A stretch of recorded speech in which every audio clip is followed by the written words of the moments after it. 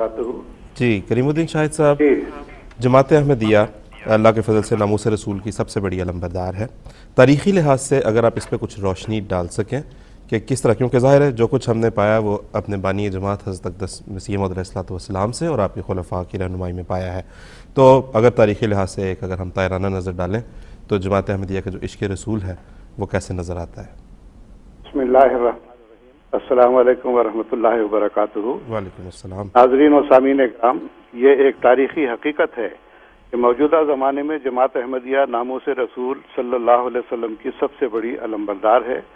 बल्कि यूँ कहना चाहिए कि जमात अहमदिया के क़याम का मकसद ही हज़रत सल्लल्लाहु अलैहि वसल्लम की अज़मत और शान का क़याम है। चुनांचे हज़रत बानी जमात अहमदिया सैयदना हज़रत मिर्ज़ा ग़ुलाम अहमद क़ादियानी अलैहिस्सलाम ने 19वीं सदी ईस्वी में जब इस्लाम और हज़रत सल्लल्लाहु अलैहि वसल्लम की ज़ात पर हर मज़हब की तरफ से एतराज़ात की यलगार हो रही थी,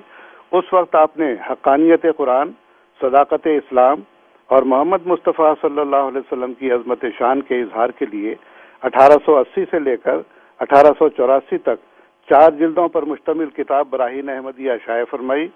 बाद अज़ां उसका 5वां हिस्सा भी आपने शाया फरमाया। क्योंकि इस मौजू पर राह हुदा की गुज़श्ता नशिस्तों में तफसीलन जिक्र हो चुका है, इसलिए इसी पर इक्तफा करते हुए अर्ज है कि इन्हीं अय्याम में मजहबी मुबाहिसात और नफरत अंगेज मज़ामीन से मुल्क की फ़ज़ा हद दर्जा मुकद्दर हो रही थी और खुसूसन हमारे प्यारे नबी हज़रत सल्लल्लाहु अलैहि वसल्लम की ज़ात पर नहायत ही सख्त हमले किए जा रहे थे। इसलिए हज़रत बानी जमात अहमदिया अलैहिस्सलाम ने इस्लाह अहवाल के लिए 1895 में वायसराय हिंद की खिदमत में एक मेमोरियल भिजवाने की तजवीज़ की, जिसमें 2 अहम बातों की तरफ आपने तवज्जो दिलाई।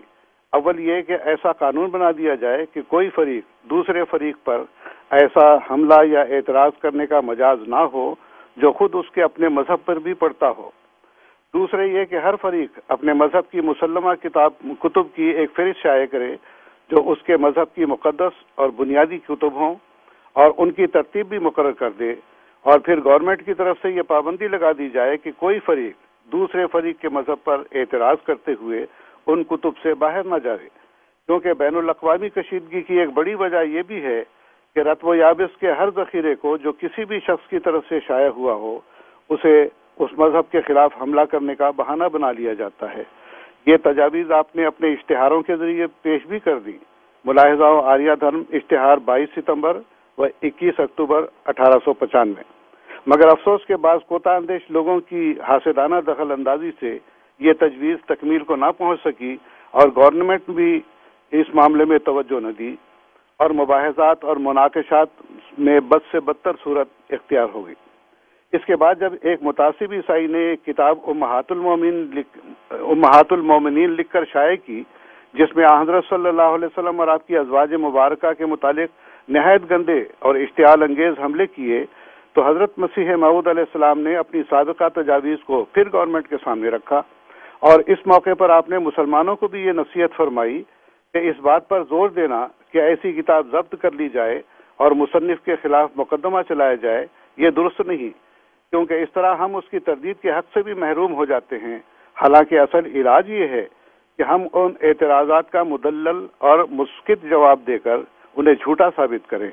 चुनांचे हुज़ूर अलैहिस्सलाम की 80 से ज़ायद कुतुब इसी काविश का सबूत हैं। फिर जमात अहमदिया की दूसरी खिलाफत के दौर में जब 1924 में एक आर्या समाजी मुसम्मा राजपाल ने एक किताब रंगीला रसूल शाये की, जिसमें हज़रत सल्लल्लाहु अलैहि वसल्लम के मुतालिक नहायत दर्जा दिलखराश और इश्तियाल अंगेज़ बातें लिखी। अगरचे हुकूमत ने उसके मुसन्निफ पर मुकदमा चलाया जो बहुत देर तक चलता रहा, बिल आखिर 1927 में पंजाब हाई कोर्ट ने उसे एक इस्तिलाही बुनियाद पर खारिज कर दिया, जिससे अवाम में बड़ा सख्त हैजान पैदा हुआ, बड़ी बदअमनी की सूरत पैदा हो गई। ऐसे मौके पर हज़रत खलीफतुल मसीह सानी यानी हमारे दूसरे इमाम रज़ी अल्लाह ताला अन्हु ने हुकूमत को तवज्जो दिलाई कि ऐसी मज़मूम और इश्तियाल अंगेज कार्रवाई का सिलसिला रुकना चाहिए, वरना मुल्क की फ़ज़ा मसमूम से मसमूम तर होती चली जाएगी और किसी के लिए अमन नहीं रहेगा। अभी ये बातें चल ही रही थी कि इसी दौरान माह मई 1927 में एक हिंदू रिसाला वर्तमान में हज़रत सल्लल्लाहु अलैहि वसल्लम के मुतालिक एक दिल आज़ार मज़मून शाये हुआ। تو امام جماعت احمدیہ نے اس مضمون کے اقتباسات درج کر کے ایک پوسٹر شائع کیا اور حکومت اور عوام کو خطرناک صورتحال سے واقف کرایا۔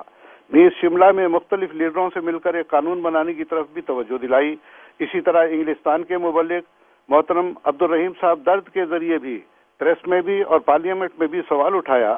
کہ پیشوایان مذاہب کے احترام کے لیے ایک قانون بننا چاہیے۔ بعد ازاں حضرت امام جماعت احمدیہ نے 1928 میں ایک ایسا قدم اٹھایا جو مسلمانوں اور دیگر اقوام کے درمیان محبت کی فضا قائم کرنے کا موجب ہوا، اور وہ یہ کہ ہر قوم سال میں ایک دن اپنے اپنے مذہبی پیشوا کی سیرت و سوانح بیان کرنے کے لیے منایا کرے، اور مسلمانوں کو خاص طور پر جلسہ سیرت النبی کثرت سے منعقد کرنے کی طرف توجہ دلائی۔ چنانچہ جماعت احمدیہ ہر ملک میں سال میں کم از کم ایک دفعہ جلسہ پیشوایان مذاہب کا اہتمام کرتی ہے، جس میں ایک ہی اسٹیج سے حضرت صلی اللہ علیہ وسلم کے علاوہ دیگر پیشوایان مذاہب کی سیرت پر بھی روشنی ڈالی جاتی ہے،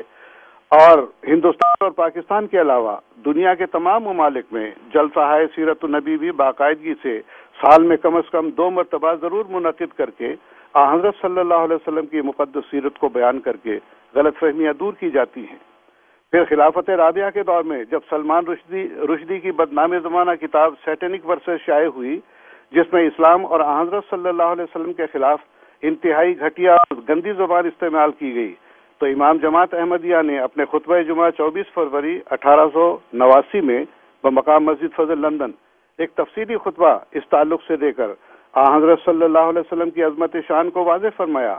نیز آپ نے اسی تعلق سے اپنی جو ابتدائی کتاب مذہب کے نام پر خون لکھی ہوئی تھی، اس کا جو انگریزی ترجمہ ہے اس میں 2 ابواب کا مزید اضافہ شائع فرمایا۔ اس کے علاوہ سلمان رشدی کی کتاب کے رقیق حملوں کا مدلل اور مسکت جواب بھی تیار کروا کر انگلش میں شائع کروایا۔ اسی طرح خلافت خامسہ کے دور میں جب ڈنمارک کے ایک اخبار نے حضرت صلی اللہ علیہ وسلم کی ہتک کے لیے بیہودہ خاکے اور کارٹون شائع کیے، تو عام مسلمانوں نے تو توڑ پھوڑ کر کے آگے لگا کر اپنے دل کی بھڑاس نکالی اور اپنے ہی ملک کی املاک کو نقصان پہنچایا۔ لیکن امام جماعت احمدیہ نے 2006 میں 10 فروری، 17 فروری، 24 فروری، 3 مارچ اور 10 مارچ کے اپنے خطبات جمعہ میں ان خاکوں کے متعلق تفصیلی اور معقول رنگ میں خطبات ارشاد فرمائے، جن سے پتہ چلتا ہے کہ ایسے حالات میں ایک حقیقی مومن کا رد عمل کیا ہونا چاہیے اور کس طرح صورتحال سے نمٹنا چاہیے۔ علاوہ ازیں ڈنمارک کے مبلغ جماعت احمدیہ نے ٹھوس اور مدلل مضامین اور احتجاج مذکورہ اخبار کو ارسال کیے، جس پر اخبار نے نہ صرف یہ کہ اپنی طرف سے ان خاکوں کی اشاعت پر معذرت شائع کی، بلکہ حضرت صلی اللہ علیہ وسلم کی شان میں لکھے گئے مضمون بھی شائع کیے، جس کا عوام پر نہایت اچھا اثر ہوا۔ اسی طرح پوپ نے موجودہ زمانے میں جس طرح اسلام کے خلاف اعتراضات کیے، ان کے جواب بھی حضرت امام جماعت احمدیہ اور دیگر علماء نے نہایت شریفانہ اور مہذب انداز میں دیے، جن سے ان اعتراضات کا نامعقول اور رقیق ہونا ثابت ہوا۔ فالحمدللہ علی ذالک، اور یہ علمی جہاد اب تک جاری ہے۔ اور میں خاص طور پر اس بات کا ذکر کرنا چاہوں گا کہ ہمارا جو یہ ایم ٹی اے کا پروگرام چلتا ہے، اس میں بھی حضرت صلی اللہ علیہ وسلم کی عظمت شان، قرآن مجید کی صداقت اور حقانیت کا ذکر خاص طور پر ہمیشہ لوگ سنتے رہتے ہیں۔ علاوہ ازیں ایم ٹی اے العربیہ کی جو 3 نمبر کی چینل شروع ہوئی ہے، اس میں تو خاص طور پر عیسائیوں کے ساتھ جو باتیں اور اعتراضات اٹھائے گئے تھے، ان کے رد بھی کیے گئے اور حضرت صلی اللہ علیہ وسلم کی مقدس شان کو ظاہر کیا گیا، جبکہ علماء ازہر بھی ان اعتراضات کا جواب دینے سے قاصر رہے تھے۔ تو یہ تمام کارگزاری جو ایم ٹی اے العربیہ کے ذریعے ہو رہی ہے، یا اردو پروگرام کے ذریعے ہو رہی ہے، یا انگریزی پروگراموں کے ذریعے سے ہوتی ہے، یا دیگر زبانوں میں ہوتی ہے، ان سب میں حضرت رسول اللہ صلی اللہ علیہ وسلم کی عظمت شان کو بیان کیا جاتا ہے۔ اور اس سے معلوم ہوتا ہے کہ جماعت احمدیہ کا یہ موقف ہے کہ اگر کوئی معترض اعتراض کرتا ہے تو بجائے اس کے کہ ہم توڑ پھوڑ کریں، آگے لگائیں، احتجاجی جلوس نکالیں، ان کا تو کوئی فائدہ نہیں ہوتا سوائے اس کے کہ اپنے ہی ملک کی املاک کو نقصان پہنچے۔ البتہ ان اعتراضات کو معقول رنگ میں، صحیح رنگ میں اور محبت کے رنگ میں اگر پیش کیا جائے تو عوام پر اس کا اچھا اثر ہوتا ہے۔ شکریہ کریم الدین شاہد صاحب، جزاک اللہ۔ ایک اضافہ یہاں پہ تھوڑا سا یہ کرتے چلیں کہ خلافت خامسہ میں جس طرح بھی انہوں نے ان کیریکیچرز کی بات کی جو اسکینڈینیوین اخبارات میں چھپے،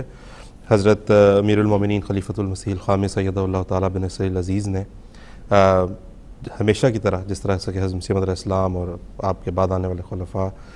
کے زمانے میں بھی ہوا، حضرت اقدس امیر المومنین ایدہ اللہ تعالیٰ بن نصر العزیز نے بھی اس موقع پر سب سے پرزور مگر سب سے پرامن احتجاج کی ایک زندہ مثال قائم فرمائی۔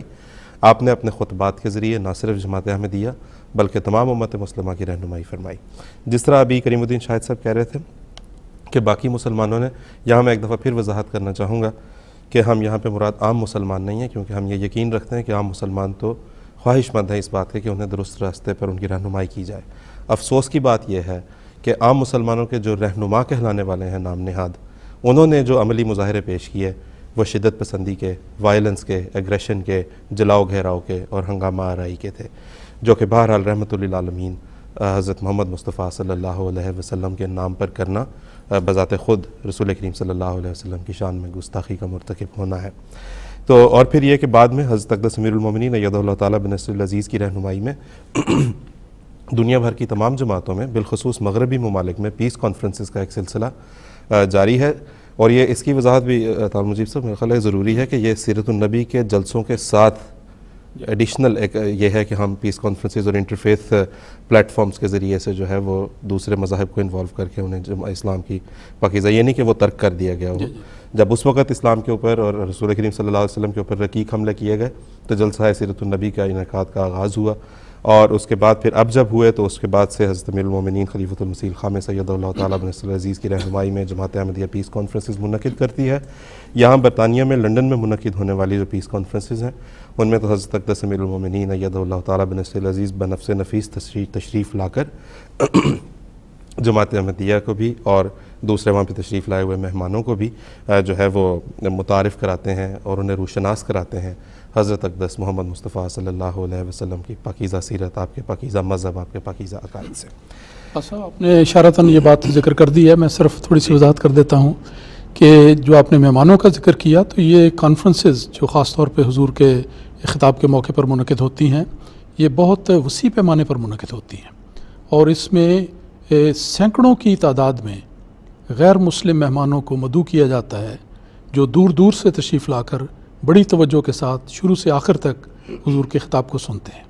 ان کے چہرے اس وقت دیکھنے والے ہوتے ہیں، اور بعد میں جو ان کے تاثرات ہیں وہ سننے والے ہوتے ہیں کہ کس طرح وہ کھل کر اس بات کا اعلان کرتے ہیں کہ آج یہ باتیں سن کر ہمیں معلوم ہوا کہ جس ہستی کو مورد الزام ٹھہرایا جاتا ہے، جس پر اعتراضات کیے جاتے ہیں، ان کا حقیقی چہرہ کتنا مقدس، کتنا پاک اور کتنا صلح پسند چہرہ ہے۔ تو یہ باتیں ہیں جو اس کا عملی طور پہ اس کے نتائج نکلتے ہیں۔ تو یہ بہت ہی عظیم الشان تحریک ہے، اور اس کے علاوہ چھوٹے چھوٹے پیمانے پر سارے ملک میں یہ پیس کانفرنس کا سلسلہ جاری ہے، ہر سال ہوتی ہیں، ہر جگہ پر ہوتی ہیں، جگہ جگہ ہوتی ہیں، اور اللہ تعالیٰ کے فضل سے اس کے بہت اچھے نتائج ہیں، اور ہر جگہ پر اس بات کا اظہار ہوتا ہے، اخبارات میں اس کا ذکر آتا ہے کہ یہ ایک تحریک ہے، اور یہ وہ جماعت ہے جو مخالفانہ پروپیگنڈے کے مقابل پر یہ مثبت رنگ میں آ کر رسول پاک صلی اللہ علیہ وسلم کی سیرت کے حسین پہلوؤں کو دنیا کے سامنے رکھتی ہے۔ اور جہاں تک ان کے نتائج کی بات ہے طارق مجیب صاحب، ابھی کل ایک ہسٹری کے ایک پروفیسر ہیں بڑے مشہور معروف، ان کا ایک انٹرویو کیا ہے MTA کے ایک پروگرام کے لیے، تو انہوں نے بتایا کہ 1991 میں ایک دفعہ آپ کے چوتھے خلیفہ سے میں ملا تھا، اور وہ کہنے لگا کہ I still cherish the memories, ابھی تک مجھے یاد ہیں، اور جو میں نے اسلام کا اس دن چہرہ دیکھا اس سے پہلے میں اس سے متعارف نہیں تھا، جبکہ وہ بڑے باخبر رہنے والے، اور ظاہر پروفیسر ہیں، لکھاری ہیں، بہت مشہور مصنف ہیں۔ اسی طرح ایک لنڈن اسکول آف تھیولوجی کے ایک پروفیسر کو میں نے انویٹیشن کارڈ دیا جو اپ کمنگ پیس کانفرنس ہے، تو کہنے لگا کہ ہاں ٹھیک ہے، I look at my diary and I see whether I can make it or not. جب اس نے کارڈ کھولا اور دیکھا کہ keynote address is to be delivered by حضرت امیر المومنین، تو اس نے کہا definitely I will definitely come there, I will definitely be there, کیونکہ کہتا میں نے پڑھا ہے آپ کی، میں نے خطبات بھی سنے ہیں ان کے تراجم، اور میں نے ان کے پاس جو ہمارے حضور کے جو پیس کانفرنسز کے جو گزشتہ کانفرنسز کے خطابات ہیں وہ کہتا ہے وہ میری نظر سے گزرے، تو I will not want to miss this one. تو یہ اللہ کے فضل سے جہاں تک مثبت اس کے نتائج کی بات ہے تو اللہ کے فضل سے وہ تو بہت ہی عظیم الشان ہے۔ یہاں سے مہمان آیا کرتے ہیں، مجھے ضمن بات یاد آ گئی، میں اشارہ کر ہی دوں، وہ عام طور پر ایک کانفرنس میں شامل ہونے کے بعد